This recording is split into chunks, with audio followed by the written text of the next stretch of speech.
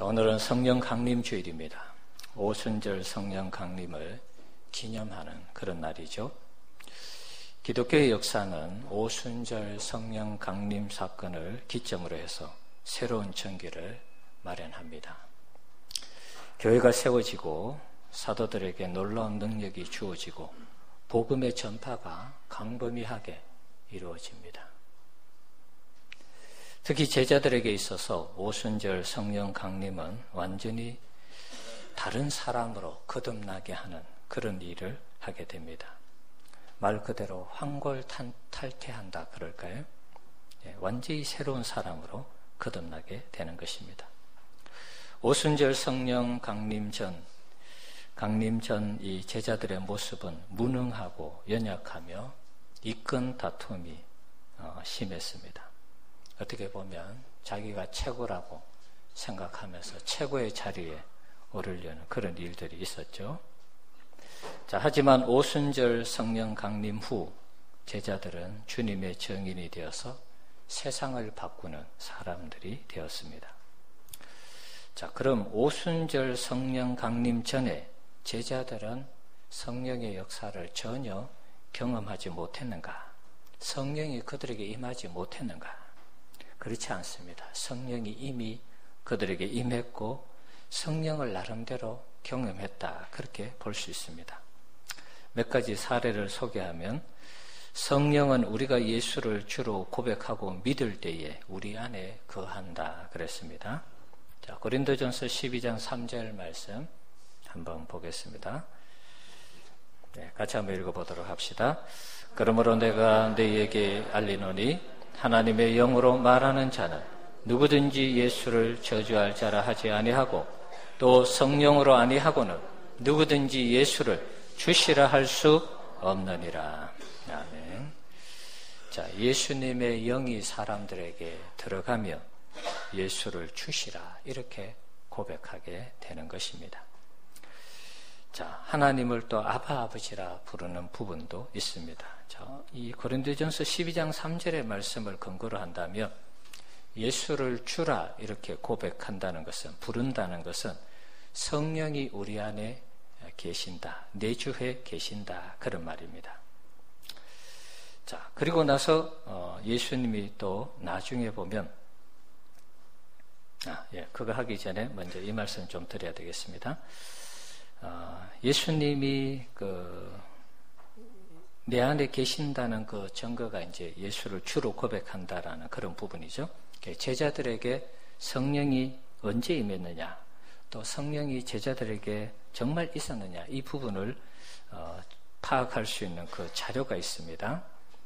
예를 들면 마태복음 16장 13절에서 16절의 말씀을 보시면은, 자, 같이 한번 읽어봅시다. 예수께서 빌립보 가이사라 지방에 이르러 제자들에게 물어 이르시되 사람들이 인자를 누구라 하느냐? 이르되 들으는 세례 요한, 들으는 엘리야, 어떤 이는 에레미야나 선지자 중에 하나라 하나이다. 이르시되 너희는 나를 누구라 하느냐? 시몬 베드로가 대답하여 이르되 주는 그리스도시요 살아계신 하나님의 아들이시니이다. 아멘. 자, 예수님이 사역을 하시다가 하루는 뜬금없이 제자들에게 사람들이 나를 누구라고 하느냐 이렇게 물으셨어요. 자, 그랬을 때 뭐 이런 사람 저런 사람 뭐 이런 분이라고 얘기합니다. 답변을 했죠. 자, 그랬을 때 그러면 너희는 나를 누구라고 생각하느냐 이렇게 물었습니다. 자, 그때 베드로가 주는 그리스도시요 살아계신 하나님의 아들입니다. 이렇게 고백을 했습니다. 자, 예수님을 주시라, 그리스도라, 하나님의 아들이라 고백하고 있기 때문에 이것은 성령의 역사가 아니고서는 이렇게 고백할 수가 없는 것입니다. 자, 고린도전서 12장 3절의 말씀을 빌리면 내 안에 성령이 내주하시기 때문에, 거하시기 때문에 예수님을 주로 고백하고 그리스도로 고백하고 하나님의 아들로 고백한다는 것입니다. 그러니까 베드로뿐만 아니라 제자들도 예수님을 주님이라 부르면서 따라다녔죠. 그러므로 제자들도 성령을 이미 받았다. 그렇게 볼 수 있는 것입니다. 또 더 정확한 것은 예수님이 부활하신 후에 예수님이 제자들에게 성령을 받으라 그러면서 바람을 후 이렇게 부시는 장면이 있습니다. 요한복음 20장 22절 말씀 한번 보겠습니다. 자, 읽어봅시다. 이 말씀을 하시고 그들을 향하사 숨을 내쉬며 이르시되 성령을 받으라. 자, 예수님이 이때 당시 이제 상황이 어떤 상황이냐면 부활하셔서 이제 제자들을 만나는 상황입니다. 마가의 다락방에서 제자들이 두려워 떨면서 밖으로 나가지 못할 때에 예수님이 제자들에게 나타나셔서 평강이 있을지어다. 그리고 평강을 선포하시고 그러면서 숨을 내쉬면서 성령 받으라 이렇게 말씀을 하신 것입니다. 그러니까 앞에서 예수님을 주로 고백했기 때문에 이미 성령이 제자들에게 있다는 것.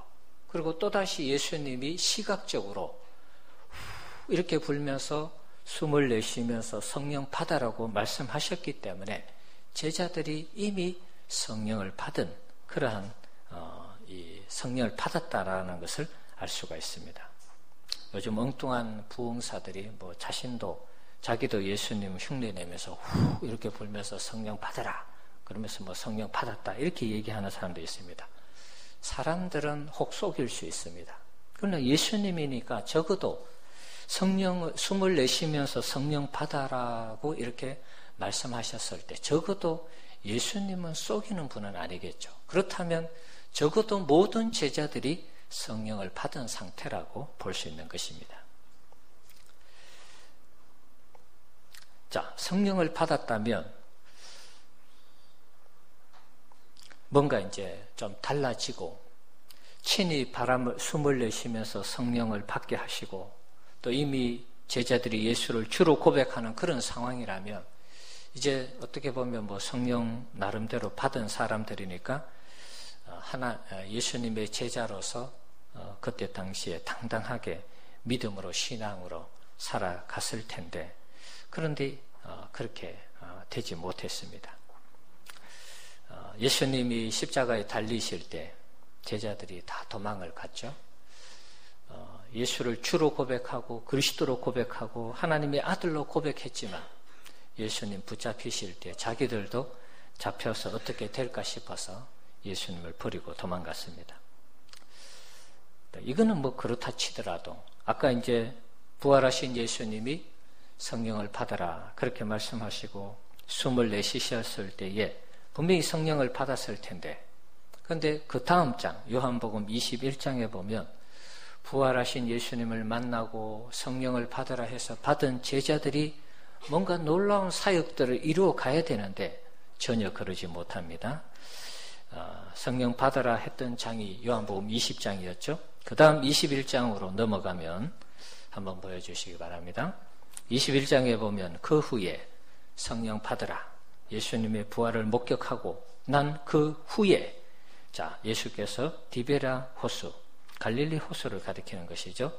또 제자들에게 나타나셨습니다. 그리고 이제 나타나신 일들을 이제 2절 이하에 기록을 하고 있습니다.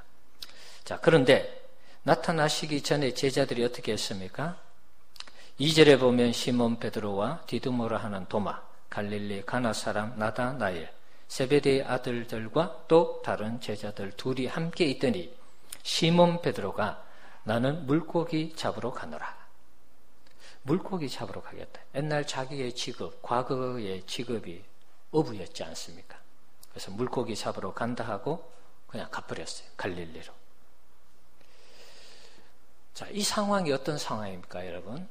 예수님을 주로 고백했고 부활하신 예수님 만났고 부활하신 예수님이 숨을 내쉬면서 성령 받아라고 했는데 그러면 뭔가 이게 충만해가지고 말이죠. 이제는 예수님 대신 자신들이 예수님의 사역을 하고 이래야 되는데 베드로가 나 물고기 잡으러 가겠다. 예수님의 제자의 어떤 제자답지 않는 모습을 보이는 것입니다. 전혀 달라지지 않는 제자들의 그런 모습이죠. 예수님 입장에서 이 사건을 보면 정말 속이 터지는 그런 상황입니다. 부활하신 당신을 나타내시고 다시 성령 받으라고 그럼에도 불구하고 제자들이 예수님의 일에 그 사역에 집중하지 못하고 다시 과거로 물고기 잡으러 가는 것입니다. 자, 이 모습이 우리의 모습이 아닌가 하는 것입니다. 우리도 예수를 주로 믿고 고백하고 있습니다. 성령을 이미 우리가 받았습니다. 또 우리 나름대로 예수님이 숨을 쉬시면서 우리에게 성령 받아라 그렇게는 말씀하지 않았지만 우리가 신앙생활 하면서 기도하는 가운데 성령의 체험들이 각자 나름대로 다 있습니다. 자, 예수를 주로 시인하고 나름대로 성령을 경험하고 체험했지만 우리의 신앙은 어떻습니까? 역시 제자들처럼 뭔가 예수님 앞에 바르지 못하고 예수님이 기대하는 그 기대 이상의 신앙생활을 하지 못하는 우리의 모습을 발견합니다. 죄를 짓고 예수님을 실망시켜 드리는, 어떻게 보면 신앙의 전진이 이루어지는 것이 아니라 신앙의 후퇴가 계속해서 우리에게 주어지는 그런 안타까운 모습을 발견할 때가 있습니다. 여러분, 왜 그럴까요? 이미 성령도 받았고 성령도 체험했는데 왜 이런 현상이 우리들에게 또 제자들에게 일어났을까요? 대답은 간단합니다. 성령이 우리 안에 내주하시지만 충만하게 우리 가운데 역사하지 않기 때문에 우리의 이런 연약한 안타까운 모습들이 있는 것입니다. 충만하지 않기 때문에 그리스도인으로서 세상 속에 세상을 이기며 승리하는 당당한 그리스도인의 모습이 없는 것입니다. 겨울에 자동차를 이렇게 세워두면 날씨가 아주 추우면 차량에 있는 그 자동차의 배터리가 이렇게 방전되는 경우가 있죠. 방전되는 경우도 있지만 2년, 3년 쓰다 보면 차량의 이 배터리가 너무 추우니까 이게 이 제네레이터를 돌리지 못하는 그런 상황이 발생합니다. 차량에 배터리가 없습니까? 있기는 있습니다. 이게 돌려보면 따라르륵 소리가 납니다. 뭔가 돌아가는 소리는 나요. 그런데 힘이 딸리니까 차량의 이 제네레이터를 돌리지 못하는 것입니다. 그래서 원래도 우리 교회 4635 차량 이게 돌려도 차량이 안 돌아가요. 그래서 배터리를 바꾸었습니다. 그리고 켜니까 이게 시동이 걸리는 것입니다. 마찬가지입니다. 우리가 성령을 이미 받았고 또 성령에 대한 체험도 있지만 우리가 강력한 그리스도인으로 세상 가운데 살아가지 못하는 것은 이것이 충만한 상태를 유지하지 못하기 때문에 우리가 그렇게 되는 것입니다. 예수님을 실망시켰던 제자들이 언제 완전히 달라졌습니까? 사도행전 2장을 거치면서 2장 1절부터 5절 사이에 성령의 역사가 임하죠. 바람 같은 성령의 역사, 불의 혀같이 갈라지는 성령의 역사가 각 사람들에게 임했습니다. 그런 다음에 제자들이 완전히 달라졌습니다. 예수님은 제자들에게 부활해서 승천하신 다음에 승천하실 때에 성령이 올 테니까 기다리고 기도해라 그러셨죠. 그래서 제자들이 그 말씀을 듣고 열심히 기도를 했습니다. 자, 기도하는 가운데 때가 되어서 오순절 성령의 강림 역사가 일어난 것입니다. 그러면서 제자들이 완전히 새로운 사람으로 거듭난 것입니다. 예수의 증인이 되고 복음을 겁없이 전하는 그런 전도자가 되었습니다. 산헤드린 공회에서 오늘날 우리로 하면 국회와 같은 그런 기관이죠. 위협하고 협박하면서 예수의 이름, 예수 이름으로 말하지도 말고 전하지도 말라 그렇게 협박했습니다. 자, 그때 제자들 옛날 같으면 성령 받기 전, 성령 강림이 있기 전 같으면 금방 꼬리를 내리고 도망을 가든지 안전했을 것입니다. 그런데 제자들이 완전히 바뀌었습니다. 죽으면 죽으리라 하는 심정으로 담대히 복음을 전했습니다. 당신들 말 듣는 것보다 하나님 말씀 듣는 것이 옳다 그러면서 죽음을 각오하고 복음을 전했습니다. 그러다가 정말 순교자도 나왔습니다. 스데반 집사가 순교하고 또 야고보가 순교하는 이런 일들이 일어났습니다. 하지만 죽음도 저들을 가로막지 못했습니다. 복음에 발이 달렸는지 복음은 놀랍게 왕성하게 확장되어 갔습니다. 마치 전염병처럼 사도행전 23장에 드둘러라는 이 사람이 바울을 고발할 때에 이 사람은 전염병 같은 사람이다. 이렇게 고발했습니다. 복음에 접하는 사람들은 누구든지 예수를 믿고 하나님의 자녀가 되고 백성이 되는 이 놀라운 역사가 일어났습니다. 복음은 예루살렘을 넘어서 사마리아, 안디옥, 소아시아, 유럽까지 복음이 전파되었습니다. 이 모든 변화가 오순절 성령 강림 사건을 통해서 이루어진 것입니다. 제자들은 생각했을 것입니다. 예수님이 성천하시고 이제 예수님이 없는데 예수님의 이 복음, 예수님의 이 가르침이 이제는 끝났겠구나, 그런 생각할 수 있습니다. 성령이 오시기 전까지 기도하면서 혹 그들의 생각 속에 복음이 휴지 조각이 되는 것이 아닌가. 예수님이 이제 이 땅을 떠나셨기 때문에 더 이상 복음의 역사는 이어지지 않지 않을까, 이런 어떤 생각을 할 수 있습니다. 자, 그런데 오순절 성령 강림의 역사가 일어났을 때 기독교는 새로운 이 역사를 열어 제친 것입니다. 오순절 성령 강림 이후에 교회가 세워지고 앞에서 말씀드린 것처럼 왕성하게 복음이 확대되어 나갔고 또 복음의 능력들이 나타났습니다. 복음이 마치 활활 타오르는 불처럼 온 지역으로 이렇게 흩어져 활활 타오르면서 번져 나갔습니다. 사랑하는 성도 여러분, 오늘 오순절 성령 강림 사건을 기념하여서 오늘 성령 강림 주일 예배로 드리고 있습니다. 우리에게도 변화가 찾아와야 되지 않겠습니까? 언제까지 우리가 연약한 모습으로, 때로는 무능한 모습으로 우리가 예수님을 믿고 섬겨야 되겠습니까? 성령 강림 전 제자들의 모습처럼 우리가 늘 주님을 실망시켜 드리고 우리 자신도 주님을 제대로 따르지 못하는, 또 확신 가운데 살아가지 못하는 이런 일들, 이제는 정말 청산해야 되지 않겠습니까? 뭔 일만 터지면은 우리가 두려워하고 떨고 무서워하는, 어떻게 할지 모르는 이런 우리 자신의 모습을 발견할 수가 있습니다. 그런 의미에서 우리가 뭔가 달라져야 된다, 그런 말입니다. 언제 달라질까요? 하나님의 능력이 임할 때 우리는 달라질 수 있는 것입니다. 그 능력이 바로 성령인 것입니다. 성령은 인격적인 분이시기 때문에 우리가 거부하면 우리 가운데 역사하지 않습니다. 우리가 사모하고 우리가 성령을 환영할 때에 성령이 우리 가운데 오셔서 역사하는 것입니다. 성령은 바람같이 임한다 그랬습니다. 성령은 온 세상을 바람처럼 다니시면서 정말 성령이 임하기를 원하는 그런 사람을 지금도 찾고 있는 것입니다. 성령이 임해서 하나님의 나라를 위하고 하나님의 교회를 위하는 그런 어떤 소원과 중심이 있는 사람들에게 성령이 강력하게 임하고 역사하는 것입니다. 우리가 우리 자신을 바꾸는 것은 한계가 있습니다. 늘 말씀드리지만 우리가 새로운 다짐을 하잖아요. 결심을 합니다. 그러나 그것이 오래 가지 못합니다. 얼마나 이것이 반복되었으면 작심삼일이라는 말이 나왔겠습니까, 여러분? 우리를 완전히 바꿀 수 있는 능력은 위로부터 주어지는 것입니다. 그것이 바로 성령의 능력이고 성령의 충만한 은혜인 것입니다. 구약시대와 신약시대의 이 성령의 차이가 무엇입니까? 구약시대는 특정한 소수에게 하나님이 역사하셔서 그 사람을 들어 사용하기 위해서 성령을 주신 것입니다.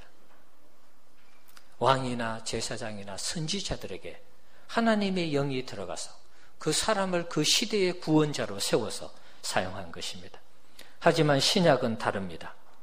오늘 말씀처럼 신약시대는 누구나 예수를 믿으면 성령이 임하는 것입니다. 특히 오늘 본문에 나오는 말씀처럼 오순절 성령 강림을 이 요엘 구약 선지자가 예언을 했는데 누구에게나 성령을 부어주시겠다, 그렇게 약속을 하고 있습니다. 예수를 믿는 사람이라면 어떤 특정한 사람이 아니라 누구에게나 성령을 부어주시겠다, 그렇게 약속하고 있습니다. 성령이 부어질 때 자녀들은 예언하고 젊은이들은 환상을 보고 늙은이들은 꿈을 꾸게 된다 그랬습니다. 성령이 우리 가운데 임할 때 우리 인생에 새로운 희망과 소망을 발견할 수 있다는 말씀입니다. 남녀 차별 없이 성령을 부어주시겠다라고 약속하고 있습니다. 오순절 성령은 이와 같이 남녀 차별 없이 사모하는 120명의 모든 제자들에게 차별 없이 부어졌습니다. 그런데 한 가지 우리가 주의해야 될 것이 있습니다. 예수를 믿고 또 주님을 따르는 주의 백성이고 제자인데 부어주시는 은혜를 그러면 누구에게 주는가? 우리가 이미 성령을 받았다 그랬습니다. 또 나름대로 성령을 체험했습니다. 그러면 부어주시는 은혜, 충만한 은혜는 누구에게 주는가? 가만히 있을 때 주어지는 것인가? 그건 아니라는 것입니다. 누구에게나 부어주시지만 단서가 있습니다. 사모하는 심령에게. 그것을 사모하고 기도하고 그것을 얻고자 하는 사람에게 주어지는 것입니다. 120명의 사람들이 마가의 다락방에 모여서 오로지 기도하는 그 사도행전 1장 14절에 그런 내용이 있죠. 오로지 기도에 힘쓰니 성령이 자신들에게 임하기를 오로지 기도하고 힘쓸 때에 성령이 부어지는 충만한 은혜를 주시는 것입니다. 예수님의 부활을 목격한 사람이 몇 명이었습니까? 500명이 넘었습니다. 12 제자들하고 또 500여 명 되는 형제들이 다 예수님의 이 부활을 목격했다라고 기록하고 있습니다. 그런데 마가의 다락방에 몇 명이 모였습니까? 120명이 모였습니다. 그리고 500명에게 분명히 예수님이 성천하시면서 몇 날 되지 않아서 성령이 임할 테니까 너희들 기다리고 기도해라 이렇게 말씀을 들었을 텐데 나머지 한 380명은 어디로 갔는지 지금 없습니다. 그 사람들이 성령의 충만함을 받았다는 얘기도 없습니다. 그럼 뭘 얘기하는 것입니까?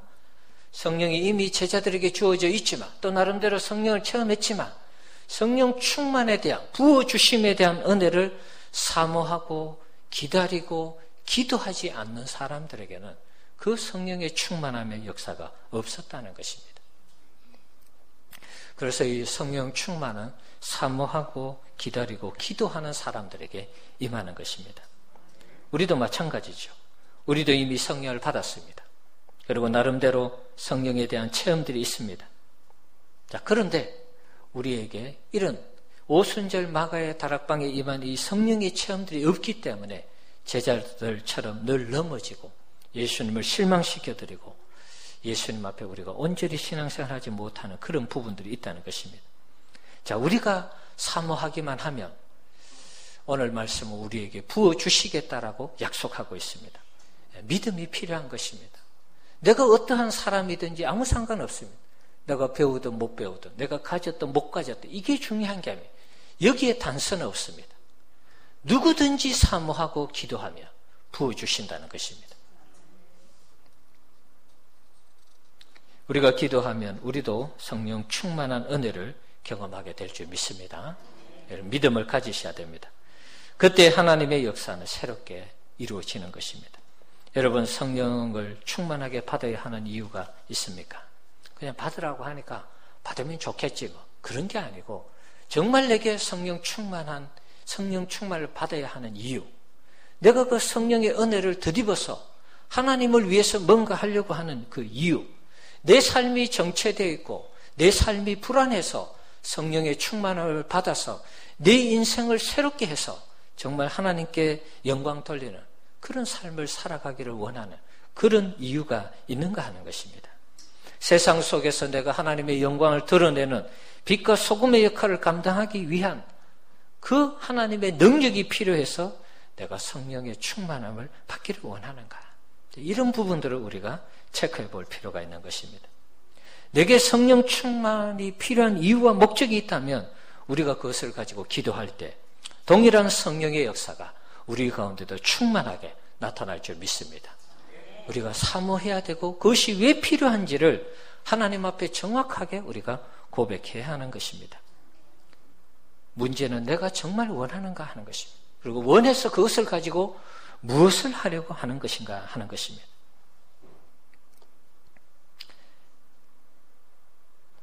성령의 역사는 하나님이 하시는 일입니다. 그러나 우리가 그것을 사모하지 아니하면 충만함의 역사는 나타나지 않는 것입니다. 아까 성령은 인격적으로 역사한다 그랬습니다. 우리가 사모할 때, 그것을 기대하고 원할 때 성령이 우리 가운데 강력하게 역사하는 것입니다. 요한 웨슬러도 그렇고 D.L. 무디도 그렇고 우리나라의 대표적인 목회자 조영기 목사님이나 김사만 목사님, 이분들 다 마찬가지입니다. 당신에게 다 필요해서, 성령이 필요해서, 하나님의 나라와 하나님의 복음을 위해서 필요해서 그것을 사모하고 기도했을 때 강력한 성령의 역사가 나타난 것입니다. 우리 중에도 이런 은혜를 경험한 분들이 있을 수 있습니다. 하지만 시간이 지날수록 자꾸 그게 잊혀져 가죠. 성령의 충만한 역사를 경험한 분들도 있습니다. 그런데 시간이 지나면 또 그것을 잊어버리는 경우도 있습니다. 까먹는다 그럴까요? 우리가 성령의 부어주심을 사모하며 기도할 때 한 단계 더 나아가야 되는 기도의 제목이 필요합니다.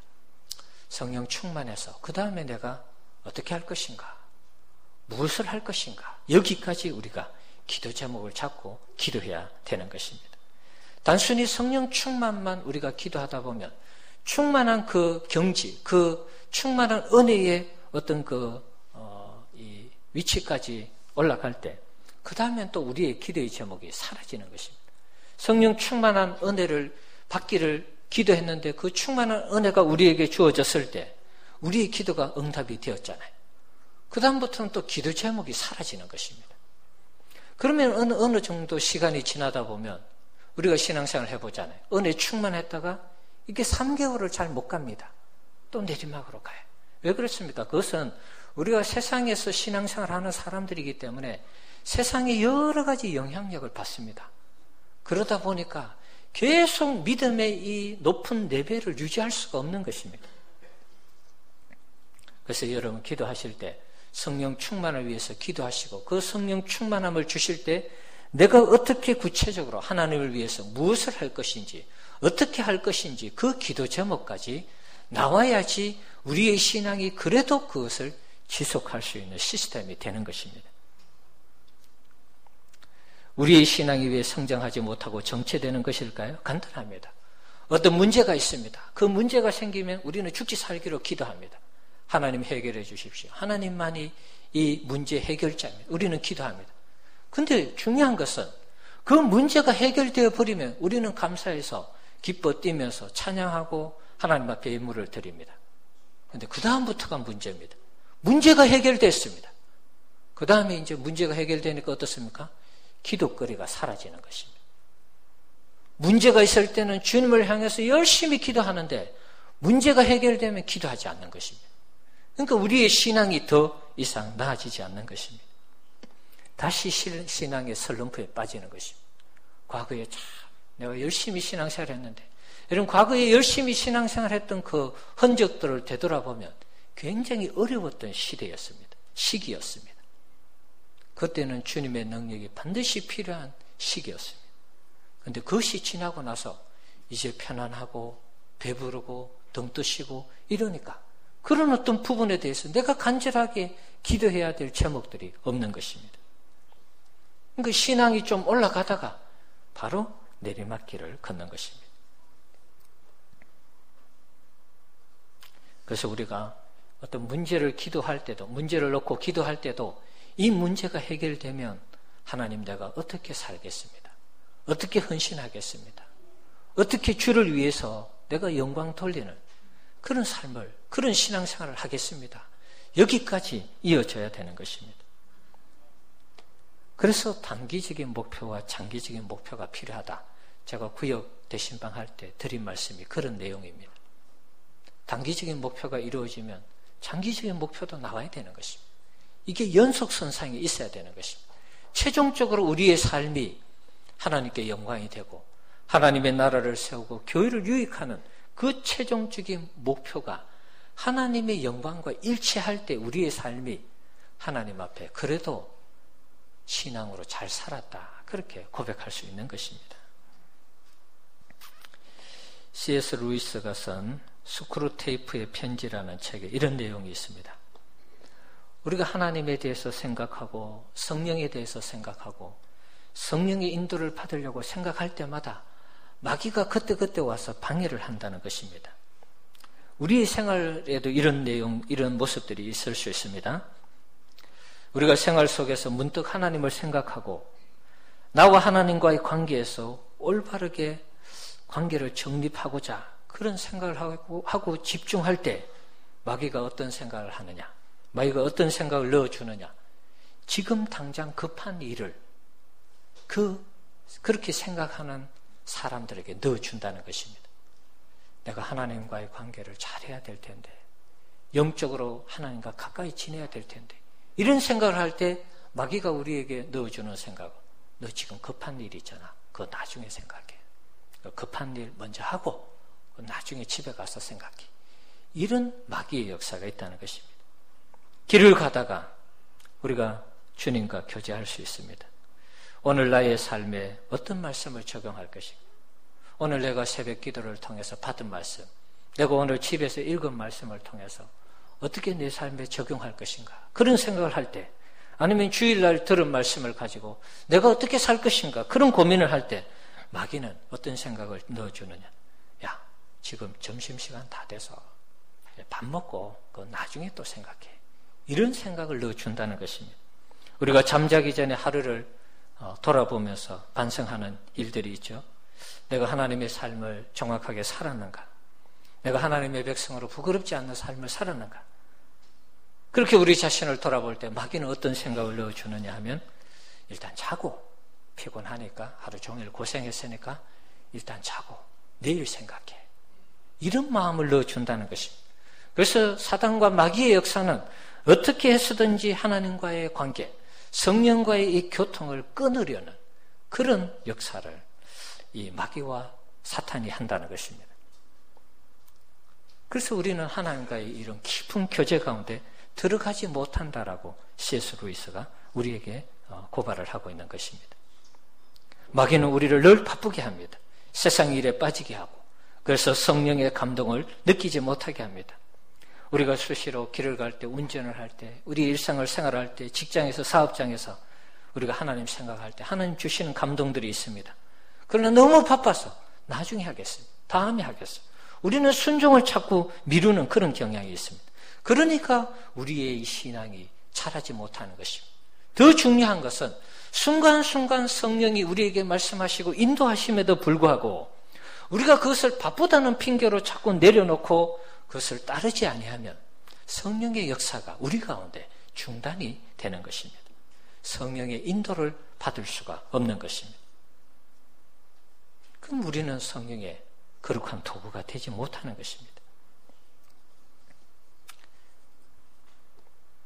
여러분, 아무리 바빠도 성령이 여러분들 가운데 역사하실 때, 여러분 마음에 감동을 주시고 어떤 말씀을 주실 때, 여러분 그 자리에서 그대로 빨리 순종하고 실천하는 우리 성도님들 되시기 바랍니다.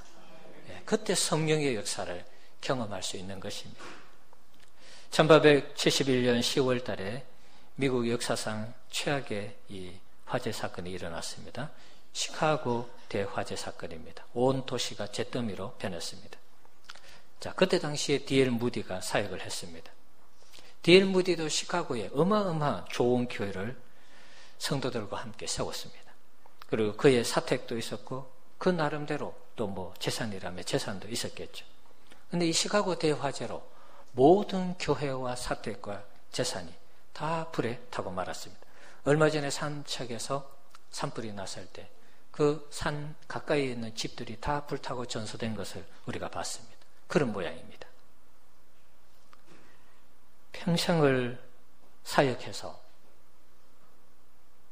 좋은 교회를 세우고 또 나름대로 꿈을 가지고 목회를 했는데 하루아침에 잿더미가 되고 말았습니다. 자, 그러나 D.L. 무디 그 마음속에는 늘 빼놓지 않고 하는 기도가 있었습니다. 주의 영으로 충만하게 되기를 원합니다. 이런 기도 제목이었습니다. 화재 후에 아무것도 없는 상태에서 어떻게 보면 하나님은 다시 D.L. 무디에게 성령의 충만한 역사를 허락하셔서 전무후무한 하나님의 사역을 감당하게 했습니다. 온 도시가 잿더미가 된 그 이후에 이 D.L. 무디가 뉴욕에서 거리를 걸으면서 성령 충만한 은혜를 구했을 때, 그가 사역한 16년 만에 강력한 성령의 역사가 그에게 임하였습니다. 얼마나 강력하게 임했든지 하나님의 손을 거두어 가다가 너무 강력한 기름 부으심의 역사가 나타나니까 이제는 그만해달라고 그렇게 요청을 했습니다. 그 이후로 D.L. 무디는 완전히 달라졌습니다. 같은 설교를 하는데 같은 목회를 하는데 이전과 이후는 전혀 다른 사람이 되었습니다. 가는 곳마다 수많은 인파들이 몰려들었습니다. 예수를 전하며 예수 믿겠다고 하는 수많은 회심자들이 나왔습니다. D.L. 무디는 나중에 이런 고백을 합니다. 나에게 온 세상을 준다 할지라도 이제는 축복을 경험하기 이전 상태로 돌아가지 않을 것입니다. 성령의 충만함을 잊기 전 상태로 돌아가지 않겠다 그런 말이죠. 세상 부귀영화는 저울에 달린 조그마한 먼지와 같습니다.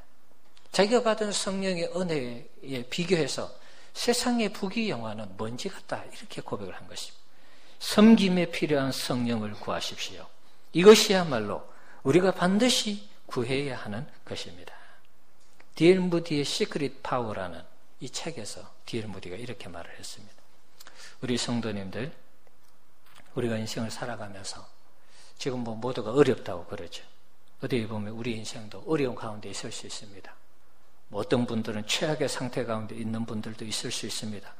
경제적인 문제 때문에 아니면 어떤 염려하고 고민하는 어떤 문제, 가정의 문제, 이런저런 직장 사업장의 문제, 여러 가지 고민들, 어려움들이 있습니다. 성령이 임하기 전에 제자들도 그랬습니다. 예수님이 성천하시고 더 이상 예수의 복음, 예수님을 따라다니는 것이 정말 무용지물이 되는 것이 아닌가? 우리가 앞으로 어떻게 살 것인가? 아무것도 없잖아요. 예수님 그냥 하늘로 가셨으니까. 기도는 하시라고 했는데 앞으로 우리 인생이 어떻게 될 것인가? 아무도 장담할 수 없는 것입니다. 최악의 상황이죠. D.L. 무디 역시도 화재 사건이 나서 교회가 다 불타고 사택이 다 불탔습니다. 사역할 수 있는 근거가 사라진 것입니다. 어떻게 할 것인가? 김삼만 목사님이나 이 조영교 목사님의 그 간증을 보면 이분들 거의 죽음 직전까지 갔죠. 병에 걸렸어요. 질병에 걸렸어요. 그런데 하나님이 고쳐주셔서 하나님 고쳐주셔서 우리나라를 대표하는 목회자들이 되었습니다. 우리가 최악의 상황에서도 실망하지 말아야 되는 것은, 우리가 좌절하지 말고 포기하지 말아야 되는 것은, 하나님이 우리 가운데 임하면 우리도 얼마든지 세상 속에서 하나님을 드러내는, 하나님을 기쁘시게 하는 하나님의 백성이 될 수 있다는 것입니다. 우리에게 하나님의 성령이 임하면 우리가 할 수 없는 일들을 하게 된다는 것입니다. 우리가 경험해보지 못한 하나님의 나라의 일을 경험하게 되고 우리가 해보지 못한 하나님의 일을 하게 된다는 것입니다. 가정에 여러 가지 염려되는 문제들도, 내 개인의 문제도 우리가 성령의 충만함을 받으면 그 모든 문제들이 한순간에 해결되는 그런 은혜의 역사가 있다는 것입니다. 여러분 인생을 돌아보면서 쉽게 좌절하고 포기하지 마시기를 바랍니다. 성령이 내게 임하고 하나님이 나를 도와주시면 반드시 새로워지는 그런 은혜가 있다는 것을 꼭 믿으시기를 바랍니다. 네, 영국에서 오는 어떻게 보면 이 캐롤라인이라는 이 여성이 이렇게 만날 때마다 지난 목요일도 이렇게 같이 식사를 했는데요. 만날 때마다 늘 기도하는 여성이에요. 영국 이 나라와 교회의 어떤 한 소망과 희망이 될 수 있는 분위기다, 이런 생각이 늘 만날 때마다 듭니다. 여러분, 오늘 성령 강림주일인데 영국은 어떻게 보면 성령의 강력한 체험을 한 그런 나라지 않습니까? 거기서 우리 백석교회에 이렇게 좋은 분을 보내주셨어요. 뭔가 기대가 되는 부분이 있습니다. 하나님이 일하시는 역사가 있습니다. 이 타이밍에, 정확한 타이밍에 이렇게 보내주시는 의미가 있겠죠. 여러분 오후 예배도 꼭 참석하셔서 성령의 이 기름 부음에 대한 사모하는 마음을 가지고 기도하셔서 우리 모두가 우리 인생과 우리 가정, 우리 교회가 새롭게 되어지는 그런 은혜를 꼭 체험하는 우리 성도님들 되시기를 바랍니다. 같이 한번 기도하겠습니다.